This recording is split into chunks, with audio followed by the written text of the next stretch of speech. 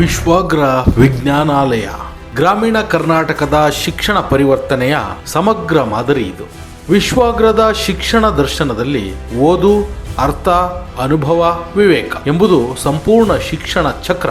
ಈ ಚಕ್ರವನ್ನು ನೆಲಮಟ್ಟದಲ್ಲಿ ಅನುಷ್ಠಾನಗೊಳಿಸಲು ವಿಶ್ವಾಗ್ರ 2 ಮಹತ್ವದ ಶಿಕ್ಷಣ ಉಪಕ್ರಮಗಳನ್ನು ಹಂತ ಹಂತವಾಗಿ ಜಾರಿಗೆ ತರುತ್ತಿದೆ. ವಿಶ್ವಾಗ್ರ ಜ್ಞಾನಾಲಯ ವಿದ್ಯಾರ್ಥಿಗೆ ಯೋಚಿಸಲು ಕಲಿಸುತ್ತದೆ. ಜ್ಞಾನಾಲಯ ವಿದ್ಯಾರ್ಥಿಗೆ ಮಾಡಲು ಕಲಿಸುತ್ತದೆ. ಜ್ಞಾನಾಲಯ ವಿದ್ಯಾರ್ಥಿಗೆ ಮಾಡಿ ಕಲಿಸುತ್ತದೆ.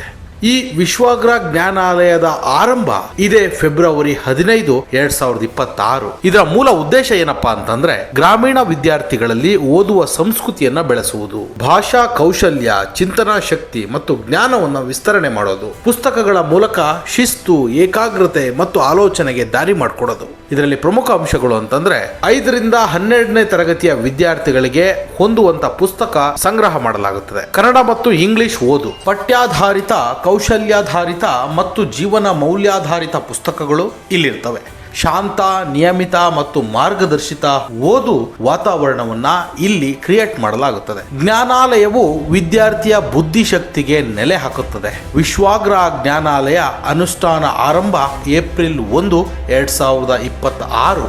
ಜ್ಞಾನಾಲಯದಲ್ಲಿ ಓದಿದ ತತ್ವಗಳನ್ನು ಪ್ರಯೋಗ, ಅನುಭವ ಮತ್ತು ಅನ್ವಯದ ಮೂಲಕ ಜೀವಂತವಾಗಿ ಉಳಿಸಿಕೊಳ್ಳುವುದು ಕೂಡ ಬಹಳ ಇಂಪಾರ್ಟೆಂಟು. ಅದಕ್ಕೆ ಬೇಕಾದಂಥ ವ್ಯವಸ್ಥೆಯನ್ನು ಸೂಕ್ತ ರೀತಿಯಲ್ಲಿ ಮಾಡಲಾಗಿರ್ತದೆ. ಕ್ಲಾಸ್ 5ರಿಂದ 12ನೇ ತರಗತಿಯ ವಿದ್ಯಾರ್ಥಿಗಳಿಗೆ NCERT ಪಠ್ಯ ಪುಸ್ತಕಕ್ಕೆ ಸಂಪೂರ್ಣ ಹೊಂದಿಕೊಂಡ ವಿಜ್ಞಾನ ಪ್ರಯೋಗಾತ್ಮಕ ಕಲಿಕೆ ಇಲ್ಲಿರ್ತದೆ. ವಿಜ್ಞಾನಾಲಯ ವಿನ್ಯಾಸ ಹೇಗಿರ್ತದೆ ಅಂತ ನೋಡೋದಾದ್ರೆ, ಒಂದು ಇಂಟಿಗ್ರೇಟೆಡ್ ಸೈನ್ಸ್ ಲ್ಯಾಬ್ ಇರ್ತದೆ. 3 ವಿಭಾಗಗಳಿರ್ತವೆ. ಅದರಲ್ಲಿ ಭೌತಶಾಸ್ತ್ರ, ರಸಾಯನಶಾಸ್ತ್ರ, ಜೀವಶಾಸ್ತ್ರ, ಲೈಕ್ ಫಿಸಿಕ್ಸ್, ಕೆಮಿಸ್ಟ್ರಿ, ಬಯಾಲಜಿ. ಸುರಕ್ಷತೆ, ಶಿಸ್ತು ಮತ್ತು ದೀರ್ಘಕಾಲಿಕ ಬಳಕೆಗೆ ಸೂಕ್ತ ವಿನ್ಯಾಸವನ್ನ ಈ ಜ್ಞಾನಾಲಯ ಹೊಂದಿರುತ್ತೆ. ಅದರಲ್ಲೂ ನೋಡೋದಾದ್ರೆ ಭೌತಶಾಸ್ತ್ರ ಲ್ಯಾಬ್ ಅಂದ್ರೆ ಫಿಸಿಕ್ಸ್ ಲ್ಯಾಬ್ ಹೇಗಿರ್ತದೆ ಅಂದ್ರೆ ಅಳತೆ, ಚಲನ ಮತ್ತು ಬಲ, ಕೆಲಸ, ಶಕ್ತಿ ಮತ್ತು ಸಾಮರ್ಥ್ಯ, ಬೆಳಕು, ಪ್ರತಿಫಲನ, ಅಪವರ್ತನ, ಮಾನವನ ಕಣ್ಣು, ವಿದ್ಯುತ್ ಮತ್ತು ಚುಂಬಕತ್ವ, ಧ್ವನಿ ಮತ್ತು ಅಲೆಗಳು, ಸರಳ ಯಂತ್ರಗಳು, ನೋಡಿ ಮಾಡಿ ಅರ್ಥ ಮಾಡಿಕೊಳ್ಳುವ ಕಲಿಕೆ. ರಸಾಯನಶಾಸ್ತ್ರ ಅಂತಂದ್ರೆ ಕೆಮಿಸ್ಟ್ರಿ, ಆಮ್ಲ, ಕ್ಷಾರ ಮತ್ತು ಲವಣಗಳು, ಬೌದ್ಧಿಕ ಮತ್ತು ರಾಸಾಯನಿಕ ಬದಲಾವಣೆಗಳು, ಪದಾರ್ಥಗಳ ಬೇರ್ಪಡಿಸುವ ವಿಧಾನಗಳು, ಲೋಹ ಮತ್ತು ಅಲೋಹಗಳು, ಕಾರ್ಬನ್ ಮತ್ತು ಅದರ ಸಂಯುಕ್ತಗಳು, ರಾಸಾಯನಿಕ ಕ್ರಿಯೆಗಳು, ನೀರು, ಗಾಳಿ ಮತ್ತು ಮಣ್ಣಿನ ಪರೀಕ್ಷೆಗಳು ಈ ಲ್ಯಾಬ್ನಲ್ಲಿ ಮಾಡಲಾಗುತ್ತದೆ.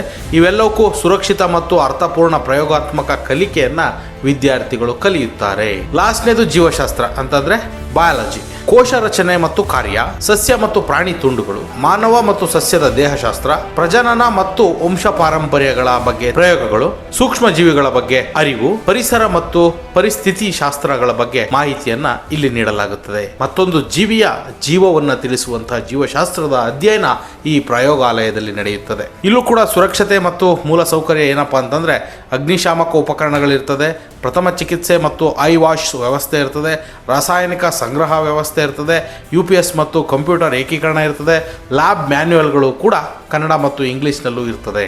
ಇಷ್ಟೆಲ್ಲ ಇದ್ಮೇಲೆ ಅಧ್ಯಾಪಕ ಮತ್ತು ನಿರ್ವಹಣೆಗೂ ಒಂದಷ್ಟು ಜನ ಬೇಕಾಗಿರ್ತದೆ. ಆ ವ್ಯವಸ್ಥೆ ಹೇಗಿರ್ತದೆ ಅಂತ ನೋಡೋದಾದ್ರೆ ಪ್ರತಿ ಕೇಂದ್ರಕ್ಕೆ ಒಬ್ಬ ಇಂಟಿಗ್ರೇಟೆಡ್ ಸೈನ್ಸ್ ಫೆಸಿಲಿಟೇಟರ್ ಇರ್ತಾರೆ. ಫಿಸಿಕ್ಸ್, ಕೆಮಿಸ್ಟ್ರಿ, ಬಯಾಲಜಿ ಸಂಯುಕ್ತ ತರಬೇತಿ ಇರ್ತದೆ. ನಿಯಮಿತ ಮಾರ್ಗದರ್ಶನ ಮತ್ತು ಗುಣಮಟ್ಟ ಪರಿಶೀಲನೆಯನ್ನ ಇಲ್ಲಿ ಮಾಡಲಾಗ್ತದೆ. ವಿಜ್ಞಾನಾಲಯ ಸಂಪೂರ್ಣ ಶಿಕ್ಷಣ.